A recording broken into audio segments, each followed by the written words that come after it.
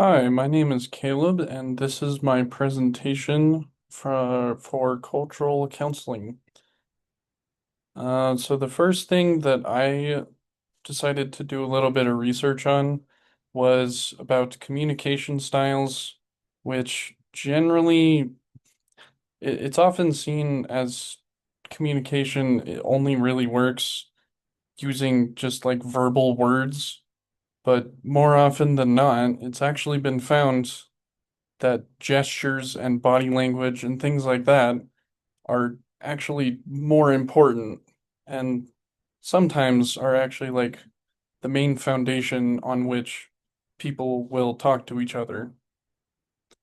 And then what I was also looking at was how, as time progresses and people kind of move forward into the more modern age, it has been seen as more common, I guess, to use such things as like texting or calling rather than actually like speaking to people in person, which does kind of make sense since it's more convenient to do so.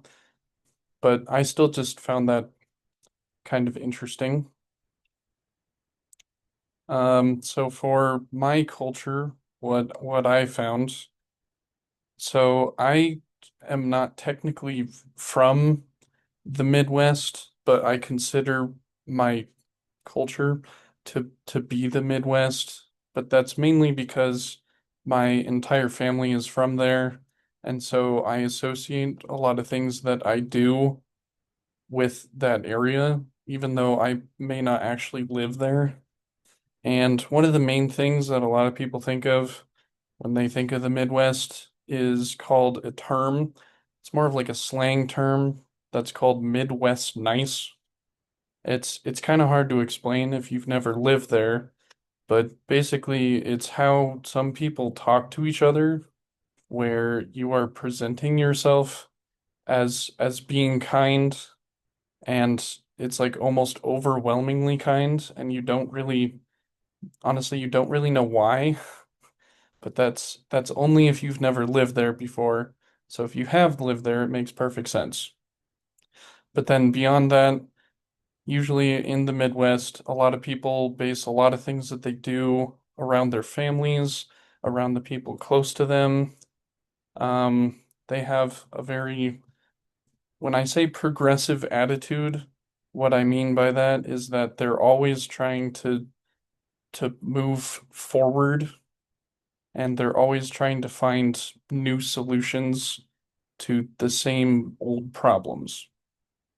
And then some slight cons, you could say, would be that the Midwesterners typically the term Midwest nice is actually kind of misleading because it makes you think that they're being nice to you on purpose and with no real reasoning behind it, but that's not actually true because usually it's essentially so that you stop talking to them and that you kind of just go away.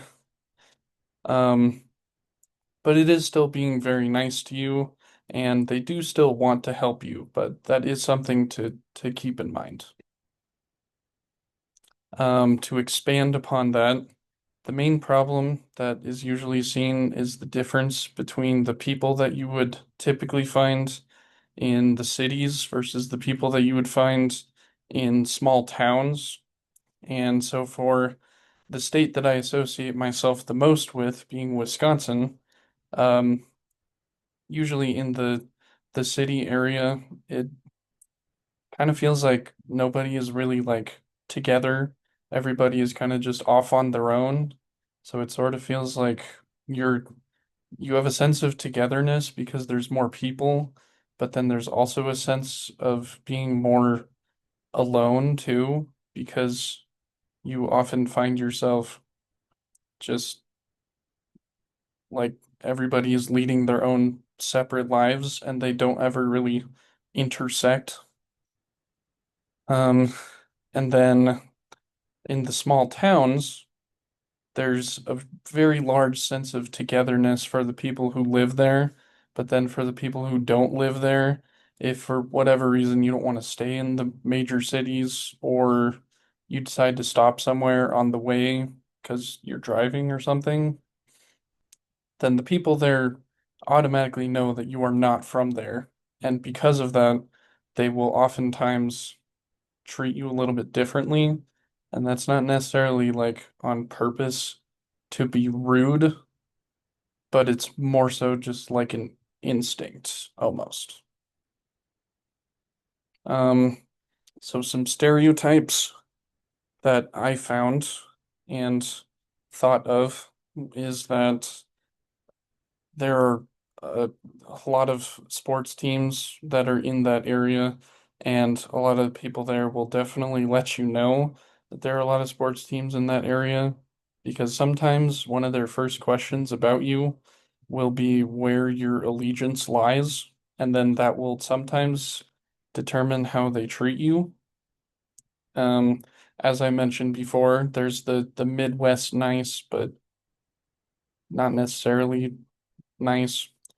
Um, and then for more specific to where I live in Colorado, then the stereotypes that I found were that people think that everybody is either an alcoholic or a stoner, and that everybody is always just up in the mountains all the time, which is definitely not true, but it is a common misconception.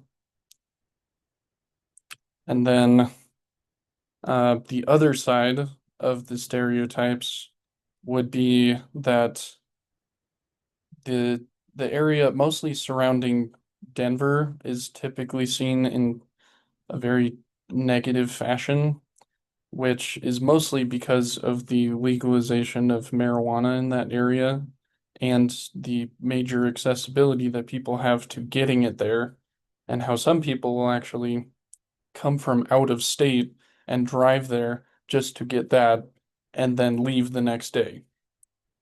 But it is definitely more than that because a lot of the people who live there and in the surrounding area do have a much better sense of, I guess, how to spend their time. There's a very big sense of community, and that could be applied to basically anything that you want to do that would be outside. And that's because of the just the natural beauty of the state, but also because of the fact that everybody who lives there is typically somebody who falls into one of those categories, whether that be that they really like to go skiing, or that they really like to go hiking, or they like to go golf. Like any of those things really work because all of those are definitely present in the area and it definitely bonds people together. And it's one of the more common things that people talk about in that area. For substance use, I already kind of touched on it, but because marijuana is so blatantly available in the state of Colorado, it has been more socially acceptable as time goes on, but definitely not quite all the way there. Um, Alcohol is kind of seen in that sort of same area, but that's because of the numerous number of breweries that are from Colorado and are sold nationwide, and also the immense amount of just like craft beers that are just available everywhere, and some of which are only available in specific locations that are only in the state of Colorado. So the attitude towards counseling, I would say, is pretty positive.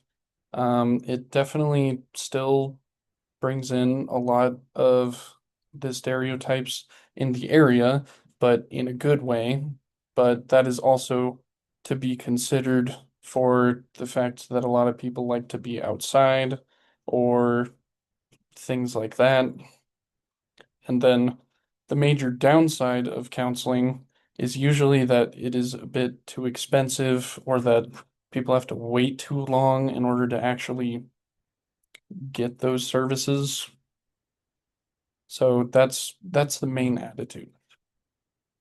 So for somebody from my culture, it is most important, I would say, to have self-awareness and then the psychological fitness, also known as the self-care. And that's mainly so that you, as the counselor, are always prepared for every session that you go into. And then self-awareness for just understanding the world around you. And yes, that could be applied to somebody from another culture, but mostly for your own. And then basically for somebody from another culture, it's about the same, except you and that other person are not necessarily on the same playing fields, since obviously you probably come from different families, different values, things like that, which will then implement the cultural diversity and the genuineness. And it is always important with every session to go into it basically pretending like it is a new day essentially. So you are always going into every session pretending like you have not seen anybody else so that you have a fresh perspective. And these are my references.